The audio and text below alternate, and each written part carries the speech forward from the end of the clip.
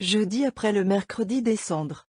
Bien que la loi du jeûne ait commencé hier, le carême, ainsi appelé, ne commence pas avant les vêpres du samedi prochain. Afin de distinguer le reste du carême de ces 4 jours qui y ont été ajoutés, l'Église continue de chanter les vêpres à l'heure habituelle, et permet à ses ministres de rompre leur jeûne avant d'avoir dit cette charge. Mais, à partir de samedi, les vêpres seront anticipées. Tous les jours, à l'exception des dimanches, qui excluent toujours le jeûne, ils seront dits à une heure si matinale que lorsque les fidèles prendront leur repas complet, l'office du soir sera terminé.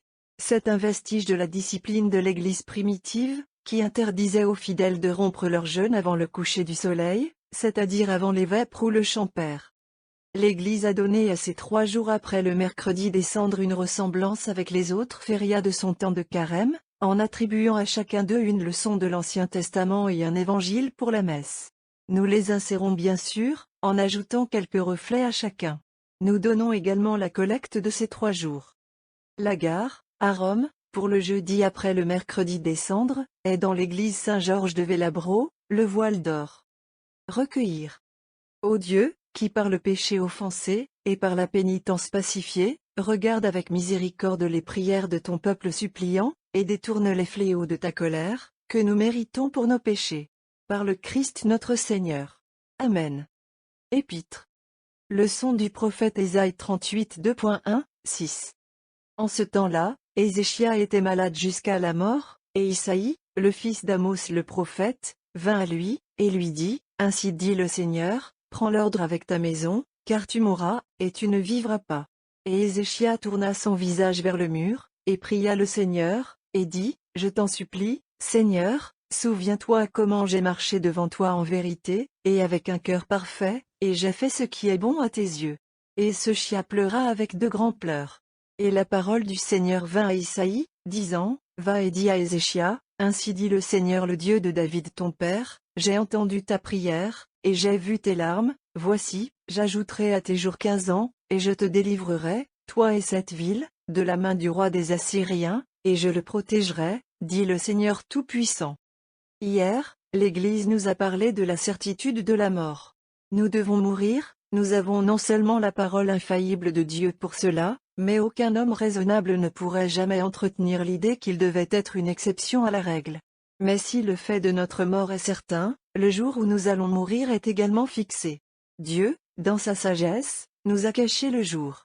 Il devient de notre devoir de ne pas être pris par surprise. Cette nuit même, on pourrait nous dire, comme ce fut le cas à Ézéchia, « Prends l'ordre avec ta maison, car tu mourras. » Ésaïe 38 2.1, nous devrions passer chaque jour, comme si c'était le dernier. Si Dieu nous accordait même, comme il l'a fait au Saint Roi de Juda, une prolongation de la vie, nous devons venir, tôt ou tard, à cette dernière heure, au-delà de laquelle il n'y a pas de temps, et l'éternité commence. L'intention de l'Église, en nous rappelant ainsi notre mortalité, est de nous mettre sur nos gardes contre les attraits de cette courte vie et de nous exhorter à la sincérité dans la grande œuvre de régénération à laquelle elle nous a préparés au cours de ces 3 dernières semaines. Combien y en a-t-il de ceux qui, hier, ont reçu les cendres, et qui ne verront jamais les joies de Pâques, du moins dans ce monde? Pour eux, la cérémonie a été une prédiction de ce qui allait leur arriver, peut-être avant la fin du mois. Et pourtant, les mêmes mots qui ont été prononcés au-dessus d'eux, nous ont été dits. Ne pouvons-nous pas nous-mêmes être parmi ceux qui seront donc bientôt victimes de la mort? Dans cette incertitude, acceptons avec gratitude l'avertissement que notre Jésus est descendu du ciel pour nous donner. Faites pénitence, car le royaume de Dieu est à portée de main. Matthieu 4h17. Évangile. Suite du Saint-Évangile selon Matthieu 8 2.5-13. À ce moment-là, quand Jésus était entré dans Capharnaüm, il vint à lui un centurion, le suppliant et disant, « Seigneur, mon serviteur ment à la maison malade de la paralysie, et est gravement tourmenté. » Et Jésus lui dit, « Je viendrai le guérir. » Et le centurion qui répondit, dit, « Seigneur, je ne suis pas digne que tu entres sous mon toit, mais dis seulement la parole, et mon serviteur sera guéri. Car je suis aussi un homme soumis à l'autorité, ayant sous moi des soldats. Et je dis à cela, allez, et il va, et à un autre, venez, et il vient, et à mon serviteur, faites ceci, et il le fait. » Et Jésus entendant cela, émerveillé, et leur dit qui le suivit, Amen je te le dis, Je n'ai pas trouvé une si grande foi en Israël.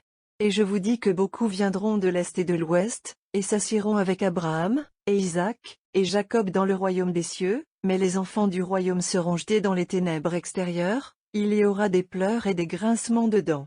Et Jésus dit au centurion, Va, et comme tu l'as cru, que cela te soit fait. Et le serviteur fut guéri à la même heure. Les Saintes Écritures, les pères et les théologiens, nous disent qu'il y a 3 bonnes œuvres éminentes, qui sont, en même temps, des œuvres de pénitence, la prière, le jeûne et l'aumône. Dans les leçons qu'elle nous donne sur ces 3 jours, qui forment pour ainsi dire le seuil du carême, l'Église nous instruit sur ces œuvres. Aujourd'hui, c'est la prière qu'elle nous recommande. Regardez ce centurion, qui vient à notre Sauveur, le suppliant de guérir son serviteur. Sa prière est humble. Dans toute la sincérité de son cœur, il se juge indigne de recevoir Jésus sous son toit. Sa prière est pleine de foi. Il ne doute pas, un instant, que Jésus soit capable de lui accorder ce qu'il demande. Et avec quelle ardeur il prie. La foi de ce païen est plus grande que celle des enfants d'Israël et suscite la louange du Fils de Dieu. Telle devrait être notre prière, lorsque nous sollicitons la guérison de nos âmes. Reconnaissons que nous ne sommes pas dignes de parler à Dieu, et pourtant, ayons une confiance inébranlable dans la puissance et la bonté de lui, qui nous commande seulement de prier pour qu'il déverse ses miséricordes sur nous. La saison dans laquelle nous sommes maintenant est celle de la prière. L'Église redouble ses supplications. C'est pour nous qu'elle les fabrique. Nous devons y prendre notre part. L'arguons, en ce temps de grâce, cette langueur qui s'attache à l'âme à d'autres moments. Rappelons-nous que c'est la prière qui répare les fautes que nous avons déjà commises et nous préserve du péché pour l'avenir. Inclinez-vous la tête devant Dieu. Épargne, Seigneur, épargne ton peuple, afin qu'ayant été réprimandé à juste titre, il puisse trouver du réconfort dans ta miséricorde. Par le Christ notre Seigneur. Amen. Égal. Ce texte est tiré de l'année liturgique, écrit par Dom Prosper Guéranger.